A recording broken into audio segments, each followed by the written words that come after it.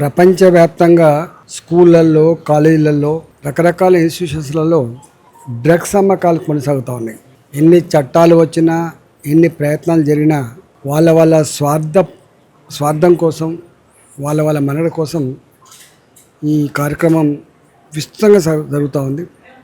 ప్రధానమంత్రి నరేంద్ర మోడీ గారు స్కూళ్ళల్లో, కాలేజీలలో ఇలాంటి జరగకుండా చూడాలనేటువంటి ఉద్దేశంతో నషా ముక్త్ భారత్ ఇప్పటికే పిలుపునిచ్చి అనేక రకాల చట్టాలను షార్పన్ చేసి మొత్తం యంత్రాంగాన్ని అంతా కూడా ఇలా గేరప్ చేసిండ్రు.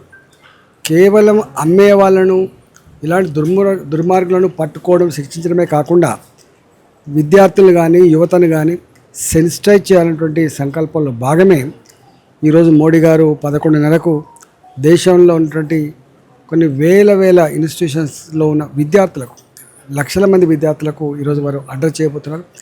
నేను ఒకటే విజ్ఞప్తి చేస్తున్నా, స్కూళ్ళల్లో టీచర్లుగా, ఇళ్లల్లో పేరెంట్స్గా, మిత్రులుగా ఇట్లాంటి డ్రగ్స్ అడిక్షన్తో అనేక లక్షల మంది యువత పెడదారిన పడుతూ ఉన్నారు. కాబట్టి దీన్ని నిలువరించడంలో ప్రతి ఒక్కరూ పరస్పరం సహకరించుకొని ఈ నషా ముక్త్ భారత్ నిర్మాణం చేయాలని చెప్పి, తద్వారా మాత్రమే ప్రపంచ చిత్రపటం మీద భారత ఔన్నత్యం, భారత గౌరవం, భారతదేశ గొప్పతనం చాటాలని చెప్పి ఈ సందర్భంగా పిలుపునిస్తా ఉన్నాను.